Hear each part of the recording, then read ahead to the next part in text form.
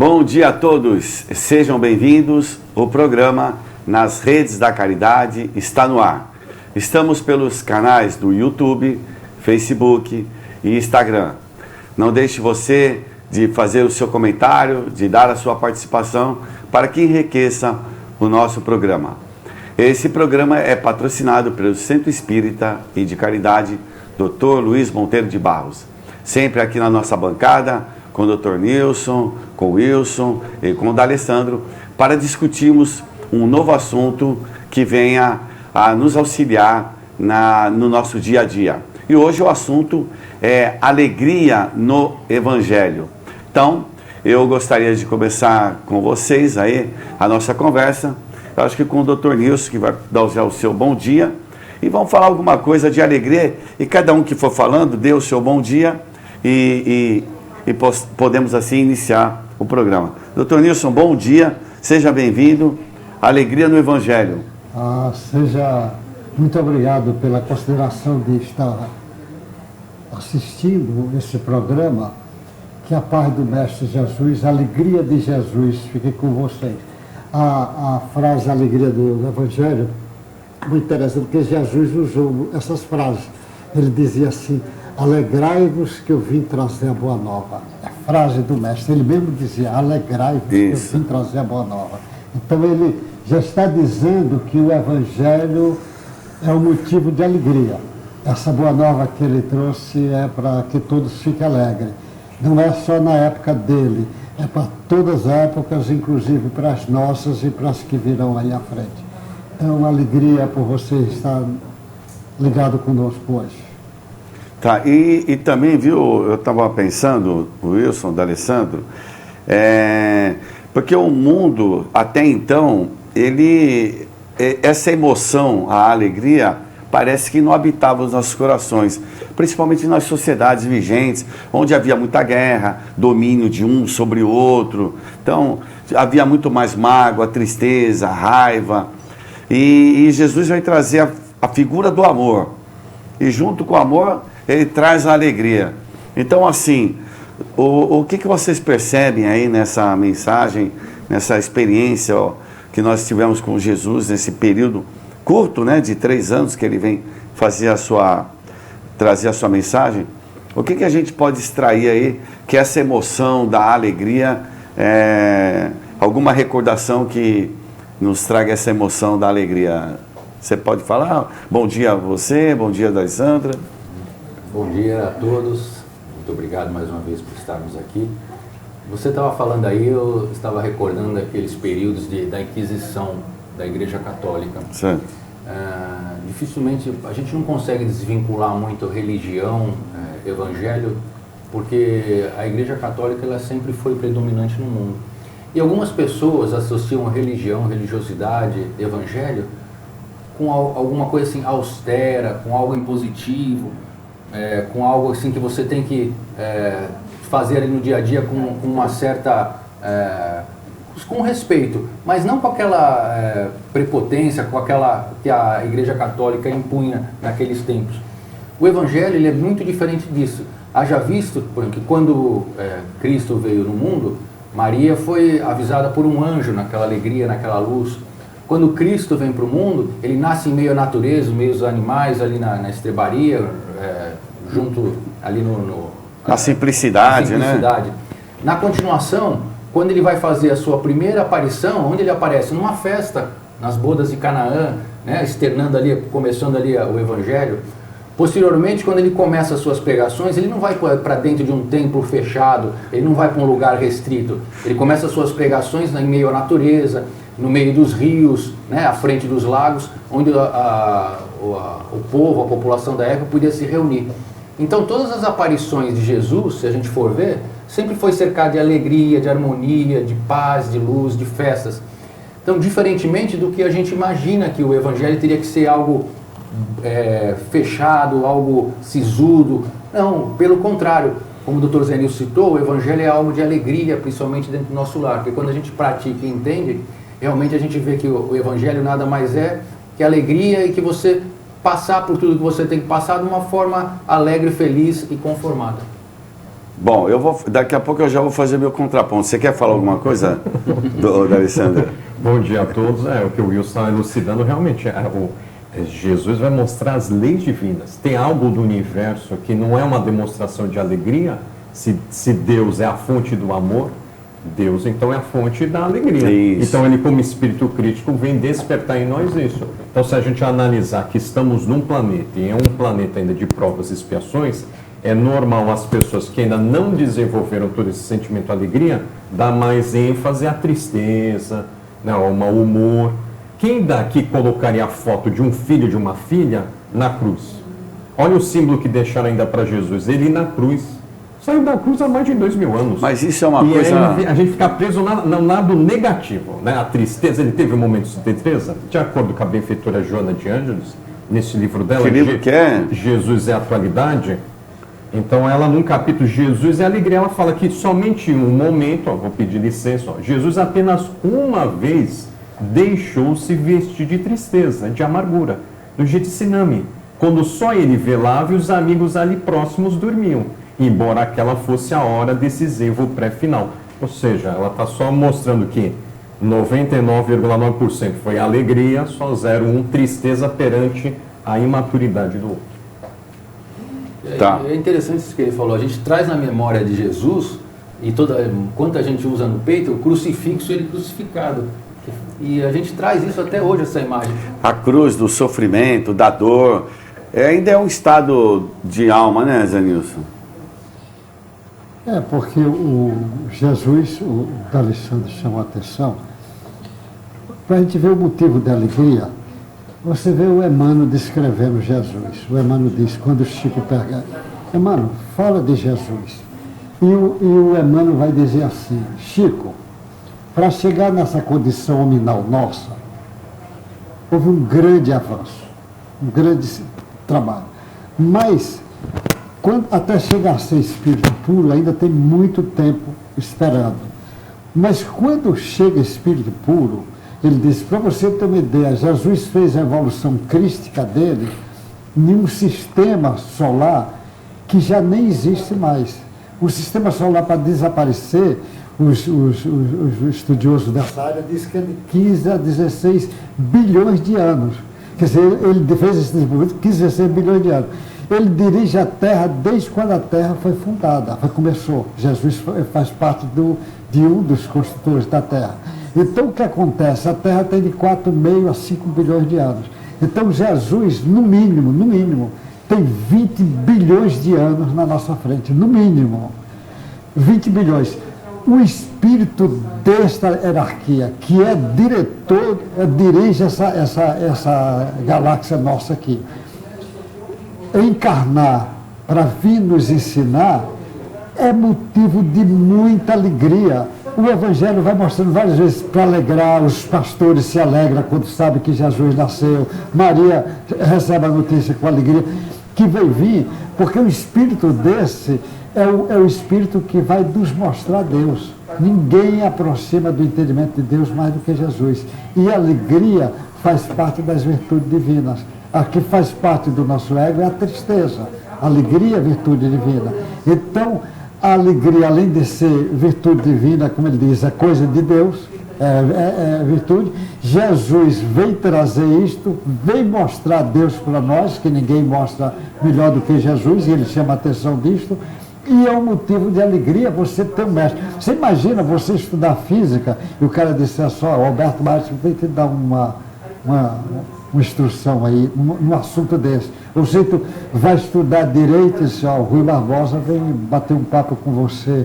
É uma alegria do sujeito ficar em cada área dessa. Imagina, o sujeito está estudando educação e diz, Montessori vai bater uma conversinha contigo aí agora. É motivo de alegria. Agora imagina a alegria do Evangelho. É o máximo de alegria. Então a gente não está conseguindo extrair essa alegria. Não está, porque é toda alegria. O Evangelho de Jesus é a alegria do início até o fim. Porque o Evangelho de Jesus é para trazer a ideia de Deus, para acordar cada um a parte divina que está dentro de você. Você vai acordar Deus dentro de você. E como foi falado, por exemplo, é uma coisa que se usa aí, o crucifixo. Então deveria a gente abandonar essa ideia do crucifixo? Não, a cruz ficou um símbolo, a cruz. O que é ruim é quando as pessoas, como disse, é você ficar pensando que Jesus está na cruz. Agora a cruz ficou como um símbolo. Não tem problema o símbolo, igual não tem nenhum problema. O símbolo do Corinthians, o símbolo do Corinthians não tem problema? Não, os Corinthians são gente boa. Então tá bom. Agora, de Jesus fica o símbolo, tal símbolo da cruz, não tem problema nenhum. O problema agora, é a crucificação. Ele ainda continua crucificado. E agora o pior é que eles querem crucificar os outros também na cruz. Não, a cruz é só um símbolo. É um símbolo, porque ele é quase o símbolo de dizer, olha, o planeta de vocês é de prova e de expiação. Por isso que Jesus fez questão. Cada qual pegue a sua cruz e siga-me. Então a cruz não está errada. O que está errado é achar que Jesus está na cruz. E é que está errado. Então a gente, assim, você pode ter como um símbolo, mas você não mantém ninguém preso àquela situação de dor, de sofrimento, que às vezes as pessoas falam o Cordeiro de Deus, naquela dor, naquele sofrimento. E até na despedida dele na cruz temos 2 ladrões, né? É exemplo disso. O ladrão Dimas, que se arrepende, ou seja, já começa o processo de alegria, porque ele vai falar, estarás comigo ainda hoje no reino dos céus. E o outro lado, a tristeza, a revolta, que é Getsas, ou seja, o mau ladrão na simbologia dos católicos. Então a gente vê que no momento final a gente sempre pode ou escolher a alegria ou ficar preso, como falou o Sr. José Nilson, no sentimento egóico da revolta, da tristeza. Tá. E até hoje, que nem ele está falando, doutor, a gente usa o comparativo da cruz quando a gente quer falar que alguém está sofrendo, está com dor, né? Aquele cara, vamos crucificar aquele cara. Até hoje ainda o negócio da brincadeira lá do Judas, da malhação do Judas, que todo mundo atribui para ele, que até a gente hoje vê pouco, não vê tanto esse negócio, mas ficam registrados às vezes apenas os momentos de dor, de sofrimento, quando a gente deveria talvez não, com certeza lembrar, trazendo Jesus, às vezes trazer ele crucificado no peito, trazer uma imagem dele, porque hoje a gente ainda é muito preso à imagem. A gente fala, a Igreja Católica tem imagem, mas no Centro Espírita a gente também tem imagem. A gente tem ali o quadro do Bezerra de Menezes, quadro de Meimei, tem Eurípides Barçanufo. A gente também é preso. Às vezes quando a gente vai orar, a gente não tem que pensar numa imagem. Geralmente você fala, pense em Deus. Eu penso no rosto de Jesus, aquele rosto de Jesus bonito, aquele daquele primeiro filme de Jesus lá, que é de 4 horas de duração. A gente pensa nisso, né? Mas eu estava lembrando agora aqui, tem uma passagem no livro Boa Nova, do irmão X, que ele fala que Jesus estava na casa de Pedro, ele estava fazendo atendimentos para o povo lá, de cura, conversando com as pessoas. E Pedro estava na sala dele lá, e Jesus estava para dentro lá nos aposentos, e ele começa a escutar, chegou um grupo, um homem e 2 mulheres, e ele começa a escutar a conversa deles ali. E o homem fala que estava ali porque ouviu falar que Jesus era um curandeiro, um mago muito poderoso, e que ele ia ali porque ele tinha um tio que estava para morrer, e ele queria comprar as terras do tio e com precinho fácil, porque era um grande produtor de uvas, e ele tinha certeza que se ele desse um bom dinheiro para Jesus, Jesus ia fazer alguma magia, alguma poção que ia facilitar esse negócio dele. A outra mulher, escutando falar isso, falou assim, eu já estou aqui porque o meu marido me abandonou. Eu tinha uma conhecida e eu quero que ela morra, então eu quero uma poção para que ela morra, e o meu marido veio de cabeça baixa me pedir perdão e volte para casa.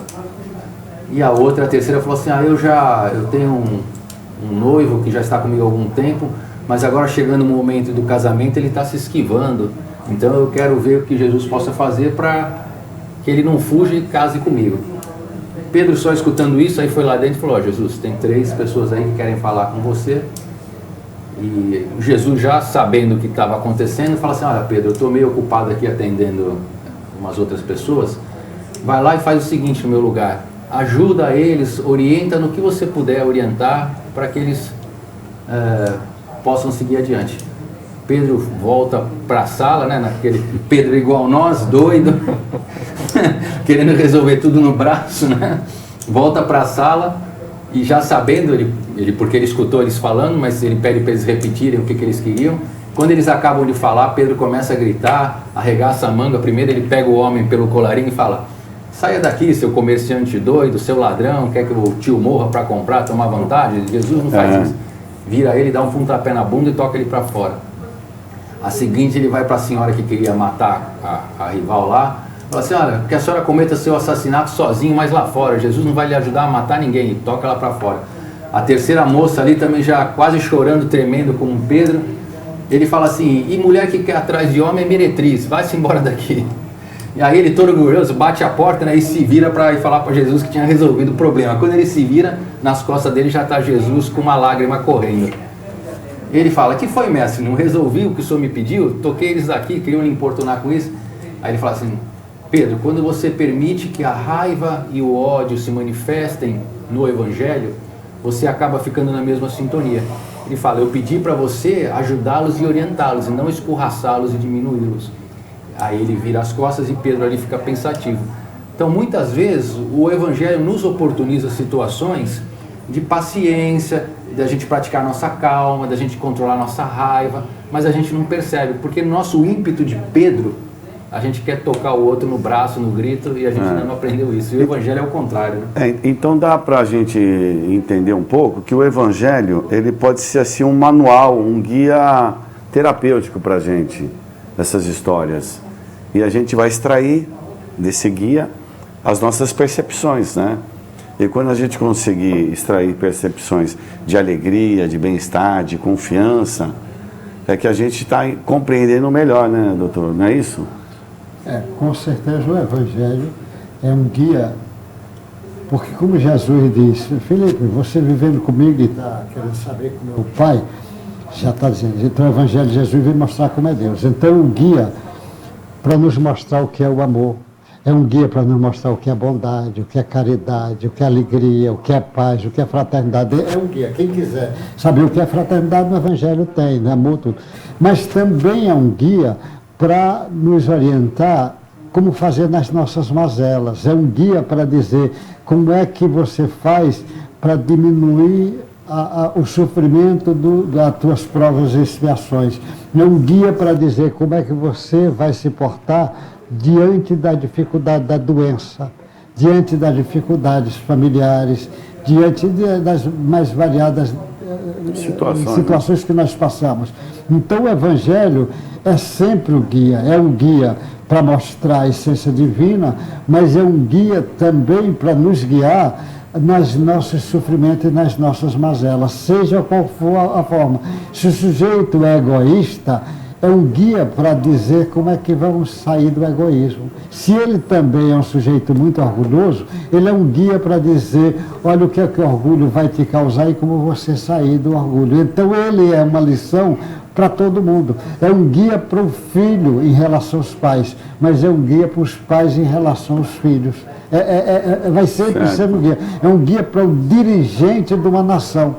É o guia para o subordinado daquele dirigente. Porque você vê, Jesus ensina para o sujeito, eu não vim para ser servido, vim para servir. Olha como é que ele coloca. Olha um dirigente de uma nação, do Estado, se aprendesse a olhar uma coisa dessa. Por isso que você olha Jesus, diz, o maior filósofo do mundo. Quem quiser olhar Jesus como filósofo vai ver. Vai chegar. É o maior educador do mundo. Jesus está lá. É o maior hipnotizador de massas. Ele está lá. O cara diz assim, é o maior social. Ele está lá. Qualquer área, é o maior médico da Terra, é o maior psicólogo da Terra. Toda área que você for puxando, Jesus pode ser, depende do olhar teu para ver. Então é um guia de ponta a ponta, é o maior guia da humanidade. Porque sempre é aquilo que nós conseguimos extrair, né? Porque a gente tem sempre essa falsa impressão de que o outro que não está oferecendo condições. Na realidade, a gente não consegue ainda extrair tantas coisas boas por uma deficiência nossa, né? Mas nós estamos falando do Evangelho de Jesus, o Novo Testamento, né? O Novo Testamento. Mas depois de 1800 anos aparece o Evangelho segundo o Espiritismo, que já vem trazer uma visão, vem falar sobre imortalidade da alma, e vai esclarecer um pouco a gente dessa questão do futuro, que sempre, onde vai ter esperança, onde a gente vai ter possibilidade de reparação de equívocos. Então, é uma nova leitura que a gente está fazendo do Novo Testamento. Qual é a proposta aí do Evangelho segundo o Espiritismo e o que a gente pode extrair dele na alegria? Quer dizer, a gente já percebe mais coisas em Jesus agora com esse Evangelho? O Evangelho mostra as virtudes, né? Porque as instruções dos Espíritos, o que são? Os Espíritos que já desenvolveram aquela virtude vêm compartilhar conosco no nível intelectual. Claro que virtude é algo muito mais abrangente, é no nível consciencial. Mas quando a gente vê o benfeitor Hahnemann falar sobre a cólera, ele já transformou todo o sentimento egóico, não tem mais a cólera. Ele tem o oposto da cólera. Por isso que ele pode falar. Quando Emmanuel nos incentiva a caridade, ele já se libertou daquele sentimento do egoísmo, ele já está no altruísmo. Então eles vêm despertar ali, é claro, no sentido intelectual. Por isso que o primeiro nível é intelectual, o segundo nível é emocional, o terceiro mais abrangente, que é o consciencial. Então dá para a gente ver se a gente está seguindo Jesus na condição de aprendizes dele, através desse parâmetro. Olha em proporção menor São Francisco de Assis. Onde houver a tristeza, que eu leve a alegria. Olhe Francisco Cândido Xavier, que falava, contava sempre histórias engraçadas, sempre via a vida com bastante alegria, quando aquele caso de um irmão católico se aproxima dele e fala: Chico, eu sei que você é um homem muito fervoroso, o senhor acredita em diabo? Ele parou, se concentrou alguns instantes e falou: meu filho, eu não acredito no diabo, mas posso lhe afirmar que a fofoca é o bafo do diabo. Então, através da alegria, ele lançava o Evangelho e demonstrava. Então, ali é um parâmetro para todos nós. Quando eu me debruço no Evangelho, eu estou realmente desenvolvendo as virtudes ou eu estou mantendo aquele homem velho dentro de mim? Eu sou sisudo, então coloco a imagem de Jesus sisudo, porque quero corresponder à minha sisudez e não minha serenidade. Isso de sisudo, a gente lembra... Até tem um fato do aquele Leonardo Medeiros, aquele ator que fez o Kardec, e ele conta na palestra dele lá, quando ele esteve lá no Luiz Monteiro, que a família dele sempre foi espírita, mas ele tinha uma má recordação do espiritismo, do Evangelho, porque quando ele aprontava alguma quando era moleque, a avó dele pegava o Evangelho segundo o Espiritismo, que era um livro grosso, ele lembra da foto do Kardec, aquela foto do Kardec sisudo, e ela dava na cabeça dele, quando ele aprontava. Então a recordação que ele tinha da doutrina espírita era de apanhar na cabeça, então ele não gostava muito da doutrina. Depois que ele cresceu, começou a participar da mocidade, aí ele fala que mudou, mas a lembrança que ele tinha disso. Mas a gente vê essa imagem do Kardec, mas é uma imagem totalmente diferente de como os relatos da biografia dele falam que ele era uma pessoa alegre, espontânea, mas ali naquela foto que usaram ali no Evangelho acabou parecendo que ele... Então, mas deixa eu dar uma explicação técnica para isso.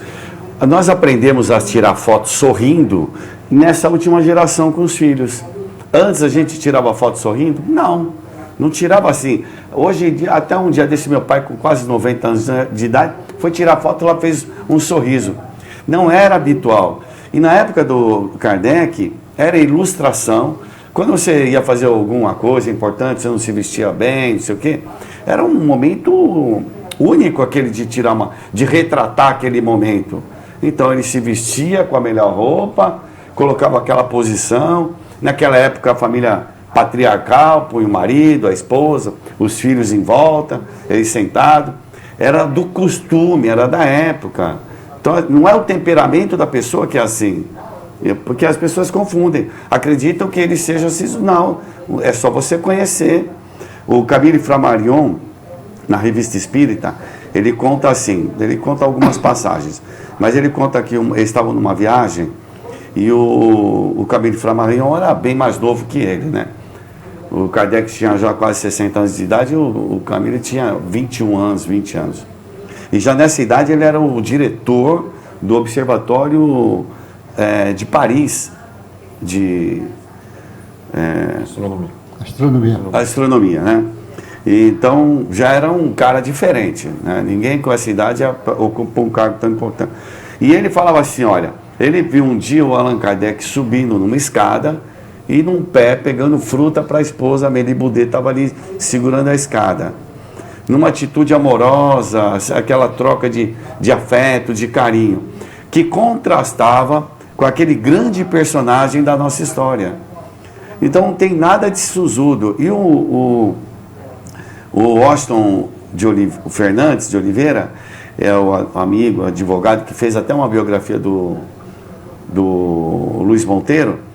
Ele me mostrou um trabalho onde ele pega uns 20 e poucos casos que contrastam com esse ar sisudo, de alegria, de um homem amoroso, bondoso, generoso. Então, no momento, o retrato era esse. Agora, hoje em dia, não tem um momento aí o pessoal põe a língua para fora? Tem umas coisas que é de momento isso aí, né? E daqui a pouco muda essa forma.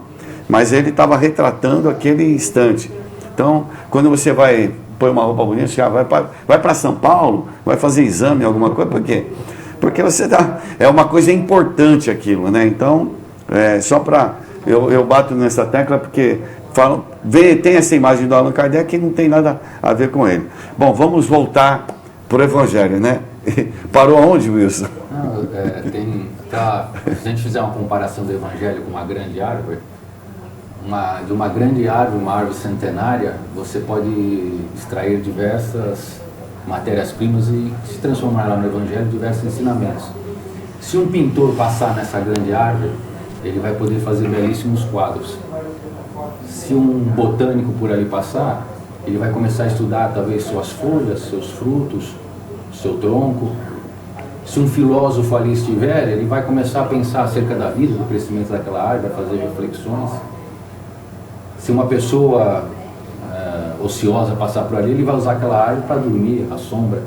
E assim cada um de nós, ao passar, ao ler ou ao vivenciar o Evangelho, vai ter uma experiência única, diferenciada, de acordo com aquilo que eu sou, daquilo que eu estou vivenciando ou experienciando. Então, como uma grande árvore. Mas o verdadeiro discípulo de Jesus, a pessoa que tem a verdadeira compreensão, ela vai aproveitar aquela árvore do Evangelho em todos os seus aspectos, e principalmente absorvendo os seus frutos, e através da absorção dos seus frutos, ela vai querer externar isso e compartilhar com todos, que é isso que a gente tem que fazer na nossa vida, que é muito difícil. Às vezes a gente não consegue externar os nossos sentimentos, as nossas virtudes, nos momentos de dificuldades. A gente acaba se voltando para dentro, a gente não consegue levar para o outro uma mensagem boa. Nesses momentos aí que a gente está vendo, às vezes, de dificuldades que a gente está passando na pandemia, as pessoas ficam mais depressivas, pensam mais em si, não olha muito para o próximo, e é o contrário. A árvore do Evangelho é para dar sombra e água fresca, mas é para fazer que a gente cresça, aprenda e tire todos os ensinamentos que a gente puder tirar. Os proveitos, né? O senhor gostou dessa? O Wilson está filosofando bem, né? Não está? O Wilson está cada vez melhor. Graças a Deus que ele está melhor. Igual que não fique vaidoso para não se perder. Agora, você vê Jesus é muito interessante, porque o Velho Testamento, os profetas, que na realidade são médios, profeta médio, todos eles apontavam, olha, o Messias vai vir, o Mestre vai vir, o tempo todo eles estão chamando a atenção do Mestre. O Mestre chega, e já sabendo perfeitamente o que é a humanidade, diz para o grau de evolução, ele sabia que os ensinamentos dele iam ser deturpados com o correr do tempo, ele diz, depois eu mandarei o Consolador prometido para relembrar tudo que eu disse. Então, quando aparece o Espiritismo, é para relembrar o Cristo. Então você veja, lá no passado aponta o Cristo como ponto culminante. E o Espiritismo aponta o Cristo como ponto culminante. Por isso que o Emmanuel, naquela sabedoria dele, ele diz aquele triângulo que ele faz, o triângulo que ele fala, ele diz, olha, no ângulo embaixo não é a filosofia, o outro é a ciência. E no ângulo superior é que está a parte do Evangelho, da religião, da moral. Ele coloca, então Jesus é apontado pelo Velho Testamento e pelo Espiritismo. Quer dizer, a última palavra é de Jesus, não é? O Espiritismo vem relembrar. Então, como o Espiritismo vem relembrar, ele vem dizer para nós, igual aqueles primeiros cristãos que entendiam, olha, nós estamos aqui fazendo em nome do Cristo. Você viu o Pedro, eu não tenho ouro nem prata, mas tudo que eu dou em nome de Jesus, levanta e anda. Ele está fazendo, eu estou fazendo em nome do Cristo. Então, Paulo diz, não sou eu que vivo, é o Cristo que vive em mim. Então o Espiritismo vem e diz para nós, olha, você quer ser um bom espírita, você vai ter que ser um seguidor de Jesus, na essência. Por isso que o espírita, ele tem que lembrar, se quiser ser bom espírita, ele tem que ser um humilde servidor de Jesus. Então isso é o caminho. Então Jesus é o ponto culminante. Então o Espiritismo, Jesus já disse, depois eu vou mandar o Consolador prometido, relembrar tudo de novo que eu tinha dito. O Espiritismo veio, é esse Consolador prometido que veio relembrar. Então, por isso que o Espiritismo, ele não traz moral nova. A moral que o Espiritismo ensina é a moral que Jesus ensinou. Então, porque ele está de novo trazendo. Aí trazendo e vai dizendo para cada um de nós. Então, é aquela mulher que está magoada com o marido com a mulher, o vizinho, o patrão. E o Evangelho dizendo, perdoa. Olha o ensinamento de Jesus, perdoa. O outro está angustiado, com medo do futuro, como é que... É Jesus dizendo, basta a agonia do dia, não fica preocupada com a agonia lá de trás, basta a do dia. O camarada está lá preocupado com o passado, ele diz, olha, deixa os mortos enterrar os mortos, não interessa daqui para frente. Ele está sempre chamando a atenção, não é para ficar lá no passado, cheio de culpa, cheio de remorso, não é para ficar ansioso lá em relação ao futuro, é aproveitar o dia. Então o dia... se você realmente trouxer o Evangelho, é alegria pura. O Evangelho é alegria. Então o espírita tem que ser alegre. Não um cristão é alegre. Então não tem sentido. Então é bom que o espírito realmente, agora por causa da pandemia, quando voltar a encontrar os centros espíritas, voltar a funcionar, então é bom que as pessoas se abracem, se beijem, falem da alegria de estar ali encontrando, alegria de estar servindo. Por isso, trabalha ali, o sujeito vai trabalhar o dia todo, uma mulher numa creche, ele fica lá o dia todo. Quando chega no fim do dia, agradecer a Deus a bênção de ter tido trabalho. Ah, mas o menino deu muito trabalho, ótimo, que ótimo. Porque ela vem para isso mesmo. Você imagina cada um entender essa mensagem do Evangelho.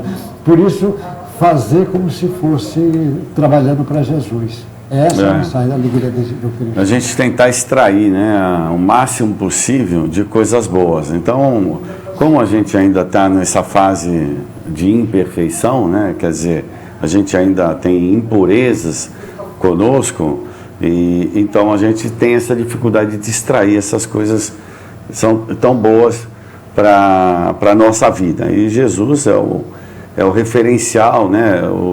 O Espiritismo, ele adota aí Jesus como um modelo para você poder seguir. Então, quando é um modelo de perfeição, né? Então, é o que a gente deve tentar compreender, os ensinamentos, aquilo que ele executou, aquilo que ele realizou. Porque as pessoas querem ser um Jesus e nós estamos muito distantes disso, né? Querem fazer curas, fazer isso e aquilo, dar grandes passos. Nós não conseguimos dar grandes passos. Ainda a gente consegue dar passos pequenos. Por quê? Porque ainda nós temos dificuldade de entender muito o nosso semelhante. A gente não entende o semelhante porque não se entende muito bem, né, Zênio? A gente não entende também o semelhante porque a gente não se ama o suficiente. Então, o ser humano, nós estamos buscando aí as saídas, né? Eu gostei muito da primeira fala do D'Alessandro, onde ele falou, olha, espíritos já preparados, já tarimbados, eles estão num outro patamar de entendimento de vida, de conhecimento. Eles se reuniram e falaram, ó, vamos levar aí informações preciosas para o pessoal aí do planeta Terra, para que eles entendam melhor a vida, né? E colocaram Jesus aí como nosso modelo.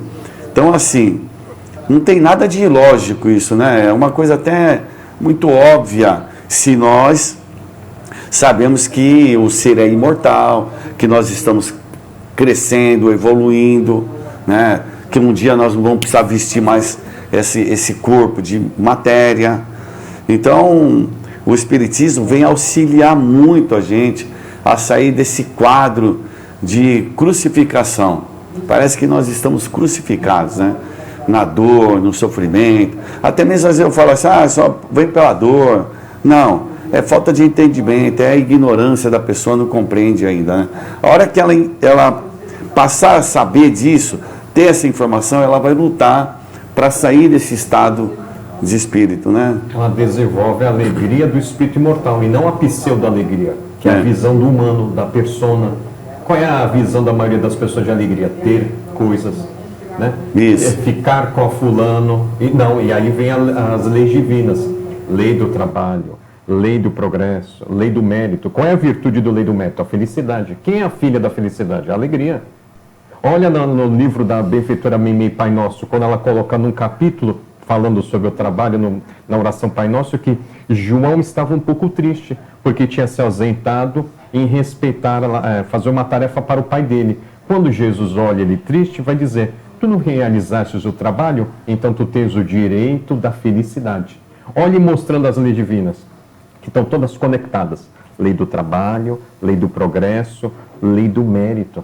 Então é isso que a gente não entende como espírito imortal, né? No nosso nível evolutivo é possível ser alegria? Olha Chico Xavier sempre sorrindo. Agora, não é a alegria de que não ter trabalho, né?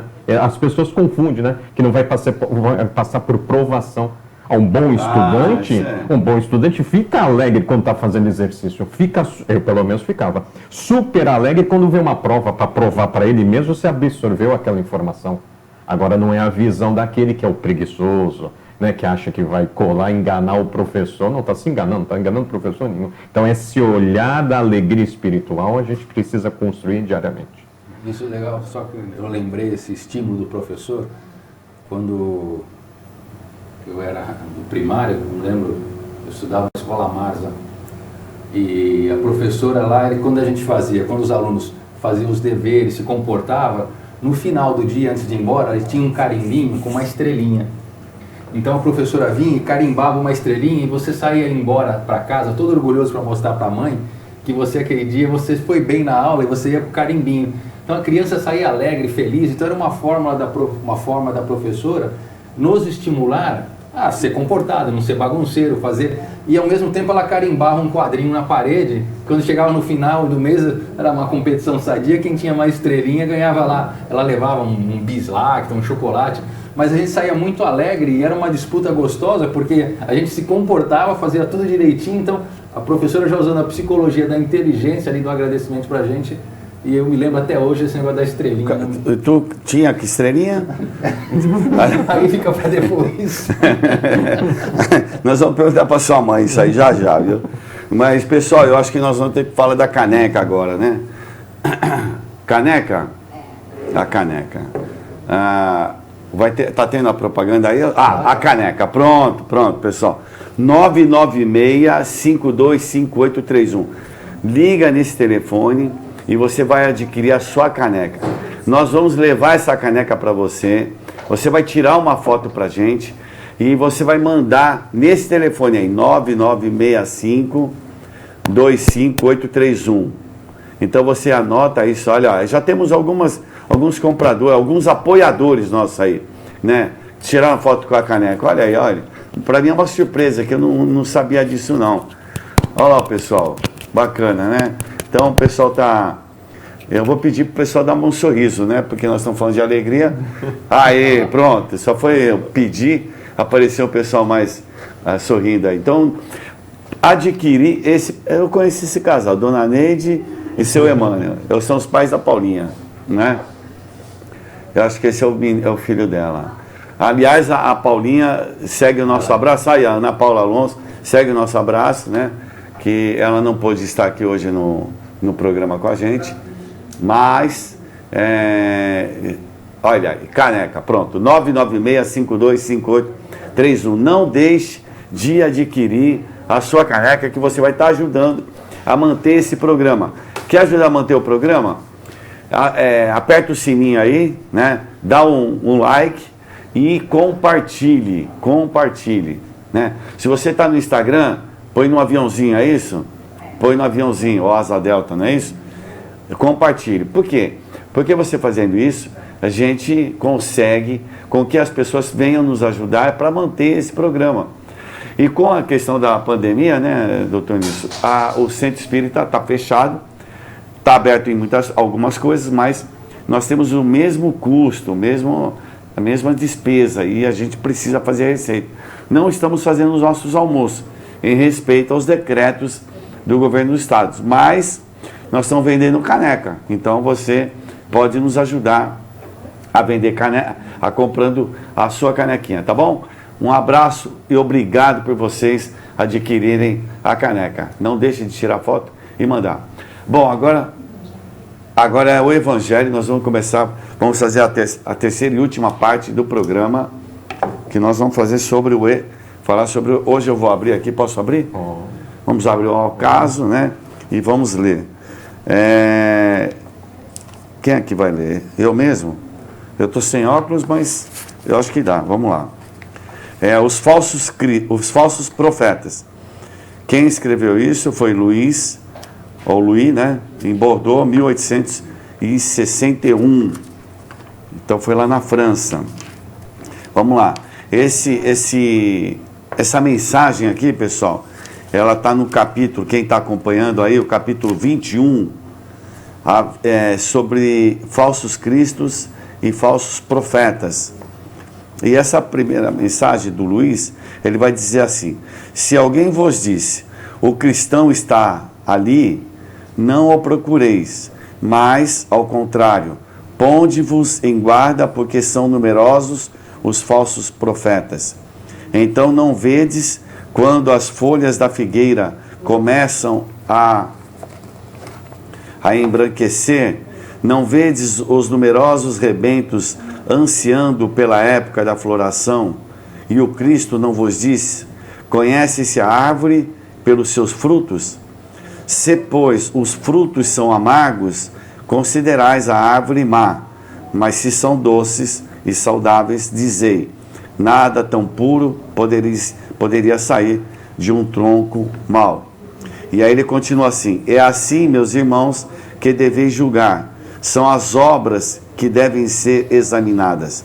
Se os que se dizem revestidos do poder divino revelam todos os sinais de semelhante missão, ou seja, se eles possuem no seu mais alto grau as virtudes cristãs e eternas, a caridade, o amor, a indulgência, a bondade que concilia todos os corações, e se, confirmando as palavras, lhes juntam os atos, então podereis dizer, estes são realmente os enviados de Deus.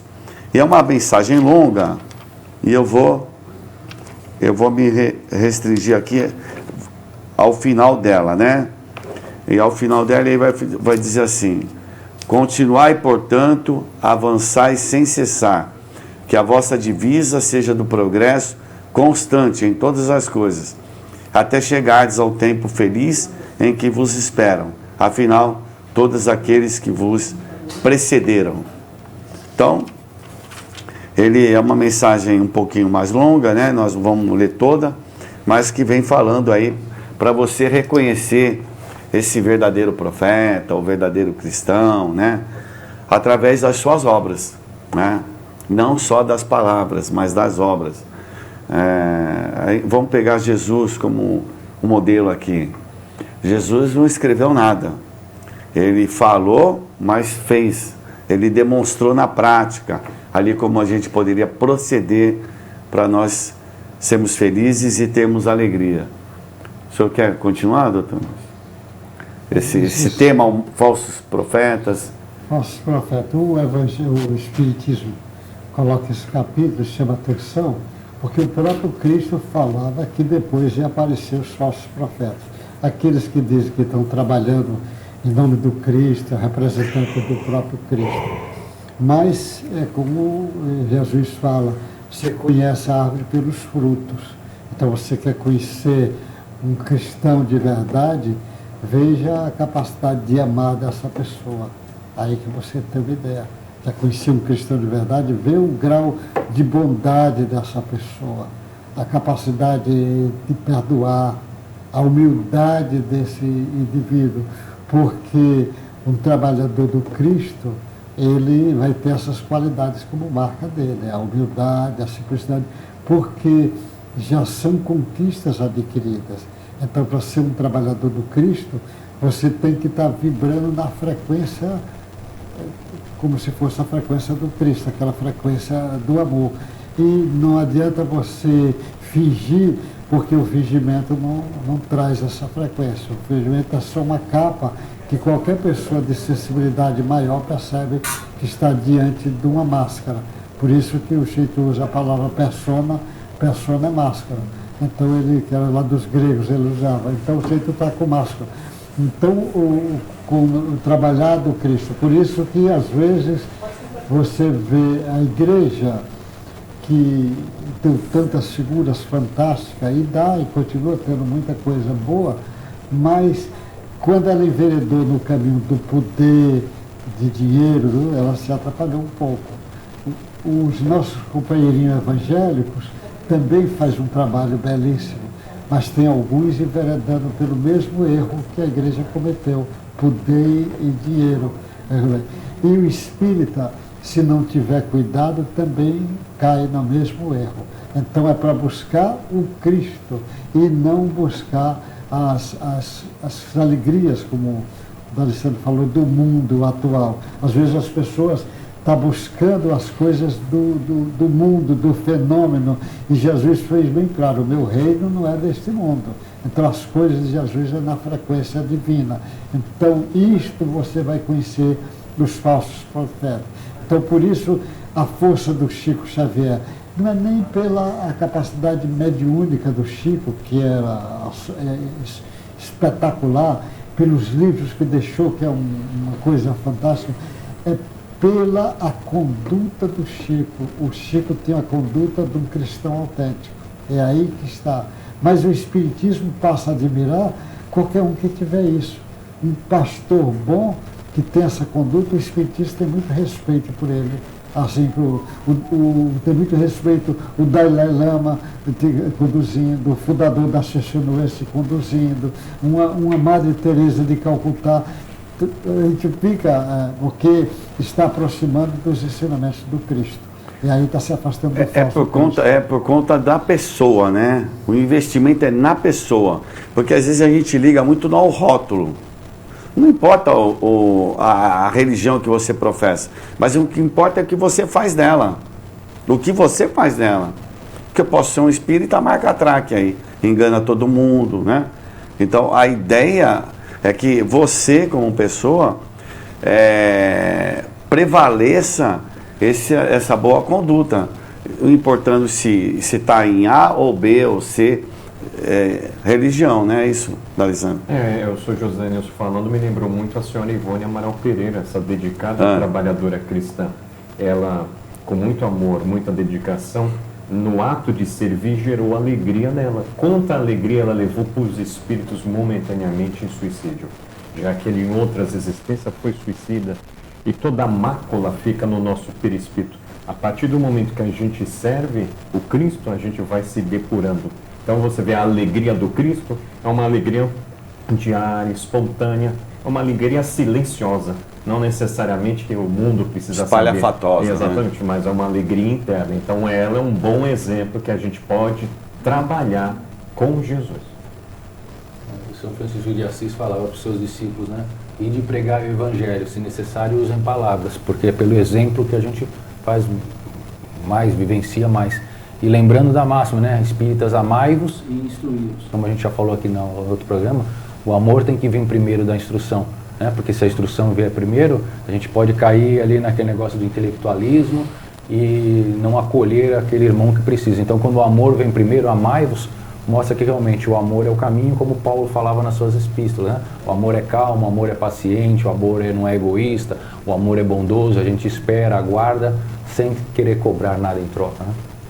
Certo. Pessoal, está acabando o tempo. E agora? Vamos ter que finalizar. Vamos finalizar, então. Podemos finalizar? Podemos, sim. O senhor sabe que o senhor tem uma protetora aí que fica só investigando. Ela vai falar, pergunta para o doutor Nilson se pode fechar. Se não pode, é o senhor que dá ordem. Pode? Não, Cristo que dá ordem. Que dá ordem é o Cristo. Mas, então nós vamos encerrar, então? Vamos começar com o D'Alessandro? Então agradeço o acolhimento de todos nas vossas casas físicas, em vossas casas mentais, e muita alegria aí por nos acolhermos. Muito obrigado. Wilson, quer finalizar? Eu trouxe aquela passagem da pessoa que queria vender o sítio e queria que fizesse um bom anúncio, porque ele estava cansado do sítio. E aí ele vai até o Olavo Bilac e pede para o Olavo Bilac, como ele era um poeta, era bom com as palavras, Muito falar, legal. pede para escrever alguma coisa, né? Aí o Olavo Bilac escreve para ele assim, escrevesse que fosse fácil de vender. Aí ele fala assim: vende-se encantadora propriedade onde cantam os pássaros ao amanhecer no extenso arvoredo. É cortada por cristalinas e refrescantes águas de um ribeiro. A casa, banhada pelo sol nascente, oferece a sombra tranquila das tardes, na varanda. Depois disso que ele escreveu, passou uns meses, o Olavo Bilac encontra novamente o dono daquele sítio e pergunta: e aí, meu amigo, vendeu o sítio? Pô, tá louco? Depois que você fez aquele anúncio, eu li, refleti o que eu tinha, eu vi o que eu tinha nas mãos e não vendi mais. Até hoje estou lá. Então o Evangelho é isso, muitas vezes a gente não percebe o que a gente tem na mão, às vezes a alegria de uma família, a alegria de um lar, um bom trabalho, e a gente está insatisfeito, mas o Evangelho nos faz despertar e perceber que a maior parte das vezes, como não todas as vezes eu vou falar, o que a gente tem na nossa mão, no nosso caminho, é o que a gente precisa para crescer, aprender e evoluir. Muito obrigado, um bom sábado. Doutor Nilson.